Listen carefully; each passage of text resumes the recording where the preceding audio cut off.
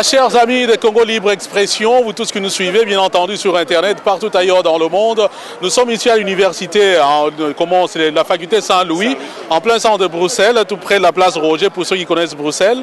Et c'est donc le revoir de M. Tshisekedi aux membres de la diaspora de Belgique, au revoir organisé par l'association Tshisekedi for President. Je suis avec l'un des membres de cette association, Maître Claude KMB. Alors, Maître, vous avez reçu le président. Maintenant, votre association poursuit, au fait, quels objectifs? De récolter évidemment les fonds, pur et simplement. Tout simplement, récolter les fonds à travers toute la diaspora. C'est-à-dire que là, on a fini avec Bruxelles, on a fait déjà 2 actions à Bruxelles. On est invité en Hollande, à Rotterdam. Il y a encore une autre invitation à Amsterdam, une personne qu'on vient de connaître à peine dans la salle, qui nous lance une invitation. On a une autre invitation à Londres. Pour l'instant, voilà les invitations que nous avons. Mais on vient de me signaler par un membre, M. Mpouila, Dr Mpouila de l'UDPS, que certaines personnes au Canada veulent que nous puissions également aller au Canada. Donc là, ce sont des informations que l'on vient d'avoir sur place dans la salle. Mais alors, vous avez déjà organisé une première collecte et les gens ont estimé que la moisson était maigre. Et aujourd'hui, qu'est-ce que ça donne? 17 500 €. Jusqu'au moment où j'ai annoncé, mais juste après, il y a certaines personnes beaucoup plus discrètes qui sont venues avec certains engagements que je n'ai pas encore comptabilisés. Donc, vous m'excuserez, c'est un peu plus ou beaucoup plus que 17 500 €, je ne sais pas.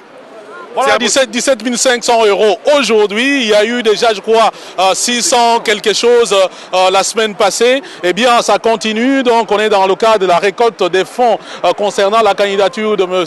Étienne Tshisekedi à la présidence de la République démocratique du Congo. Eh bien, d'ailleurs, lui-même s'est adressé aux gens qui étaient là dans la salle par la presse interposée. M. Tshisekedi s'est confié donc au micro de Rétro Diaspora, également des Congo Libre Expression. On l'écoute d'abord. Mesdames, Mesdemoiselles et Messieurs, comme votre porte-parole vient de le dire, dans quelques jours, je vais quitter la Belgique pour le pays. Je tiens donc à vous saluer comme diaspora congolaise à l'extérieur. Et je suppose que vous n'êtes qu'un échantillon parce que nous nous adressons à toute la diaspora dans tous les pays étrangers, aussi bien européens qu'africains qu'américains. Pour vous dire une chose, tout le monde sait chez nous pourquoi la majorité d'entre vous, vous êtes ici. Vous avez dû laisser fuir, disons carrément, la répression qui, depuis 1965, je crois, n'a cessé de s'abattre sur notre pays jusqu'à ce jour. Ceux qui ont pu avoir les moyens ont pu faire ce que vous avez fait, vous êtes sortis. Beaucoup aussi d'entre vous ont profité de ce séjour pour étudier, certains pour se spécialiser dans leur domaine. Et c'est pour ça que je vous demande, et je vous dis ceci, l'UDPS et moi-même en particulier, avec votre volonté et la volonté de Dieu, nous allons diriger ce Congo.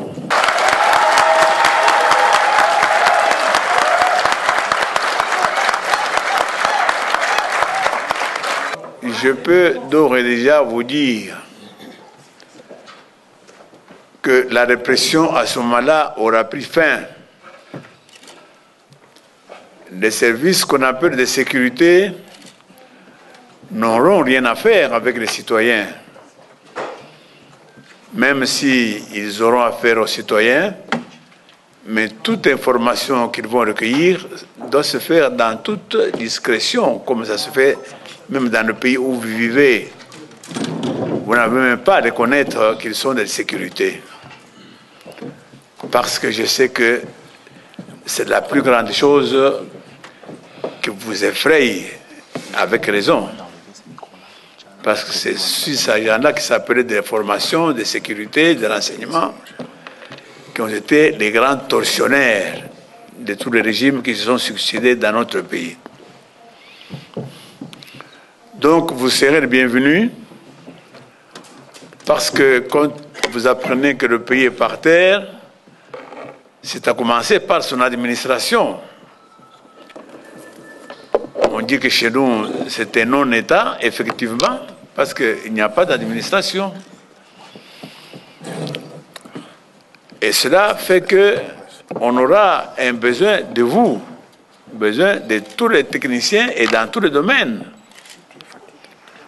Il faut savoir vous apprêter à vous battre aussi sur le terrain, non pas cette fois-ci comme nous devant les baïonnettes, mais dans le travail pour la reconstruction du pays que vous savez a été complètement détruit.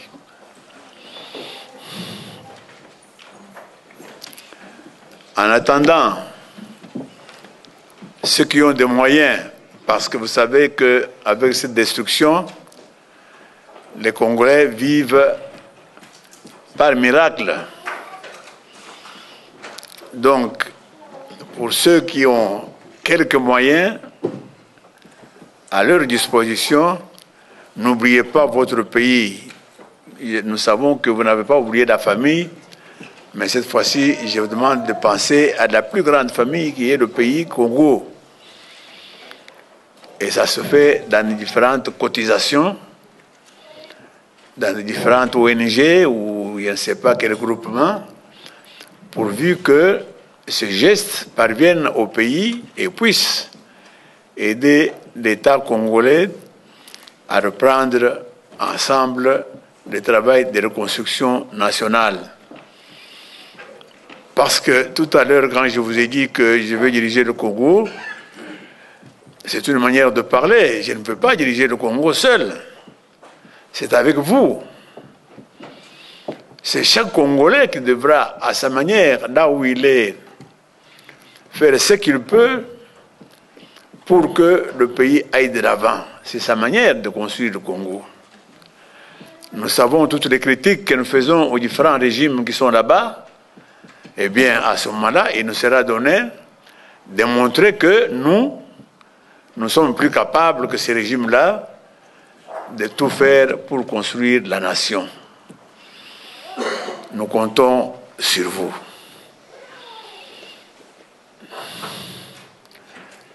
En même temps, nous sommes dans ce pays. Je ne peux pas le quitter sans saluer les autorités belges qui m'ont accueilli avec beaucoup de gentillesse, qui m'ont facilité beaucoup de choses, et parmi lesquels je parlais à certains qui se sont montrés très attentifs à ce qui se passe au pays et que, donnant l'impression de comprendre, d'apprendre ces choses-là pour la première fois, ils n'ont pas hésité à promettre aussi de faire ce qu'ils peuvent pour continuer les pressions qu'ils ont l'habitude de faire sur les régimes qui dirigent le Congo pour l'amener à respecter la Constitution, la loi et surtout les droits de l'homme. Nous leur en remercions très sincèrement et nous leur demandons effectivement de continuer à penser, à savoir plutôt que ce pays, depuis l'indépendance, n'a jamais connu la paix, la vraie paix, n'a jamais connu la sécurité, la vraie sécurité. Les Congolais vivent comme des prisonniers et nous comptons sur eux pour commencer un peu à faire ce qu'ils peuvent pour réduire les souffrances des Congolais. Encore une fois, nous leur disons merci.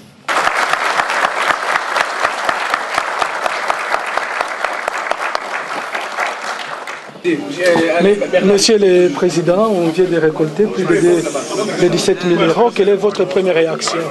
Tout le monde travaille.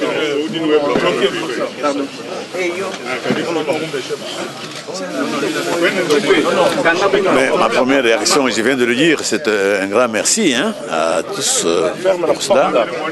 Et j'espère que ça va continuer parce qu'on vous l'a bien dit, il faut beaucoup de moyens et j'espère que ce n'est qu'un début auquel nous assistons pour le moment et ça va continuer encore plus tard. Monsieur le Président, vous partez, vous laissez une diaspora qui a le besoin de pouvoir se rendre au pays ou de voter même à partir du pays. Vous êtes candidat à l'élection présidentielle, il faut le répéter. Et finalement, qu'est-ce que vous pouvez faire pour que cette diaspora puisse en tout cas participer à ce qui est son droit civique de toute façon aux élections prochaines? Mais vous posez un problème, une question qui s'est déjà posée au pays. D'un côté, il y a la Constitution qui dit que la nationalité congolaise est exclusive. De l'autre côté, il y a cette réalité que vous êtes, effectivement, vous êtes un problème. Excusez-moi de dire que ça, j'ai besoin de Congolais de mon parti pour que je puisse savoir quel parti, quelle position je peux prendre. Parce que malgré que je sois président national, je ne peux pas... C'est une question très discutée chez nous et très controversée. La question de nos compatriotes qui ont les deux nationalités.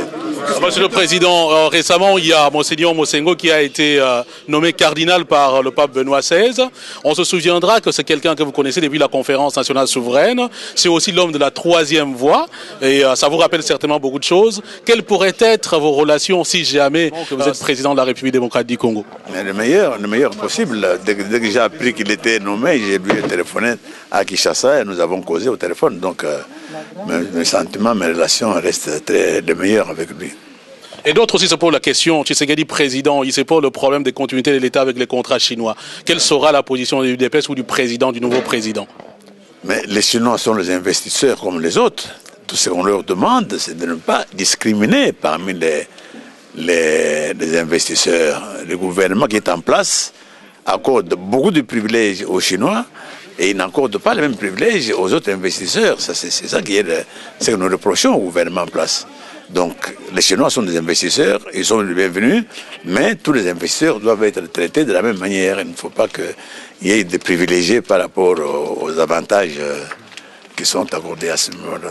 Quelle est la position de l'IDPS par rapport au procès de Jean-Pierre Bemba? Mais si vous avez lu dans mes interviews, j'ai dit que le problème c'est Jean-Pierre Bemba n'a rien de juridique, c'est un problème purement politique. Et nous souhaitons toujours qu'il faut le plus tôt possible qu'il soit libéré.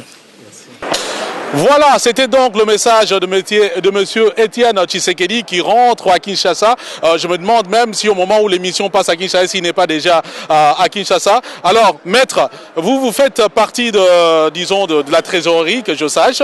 Et maintenant, quelles sont les actions concrètes en dehors de ces face-à-face avec la diaspora que vous mettez en place pour récolter un maximum de fonds?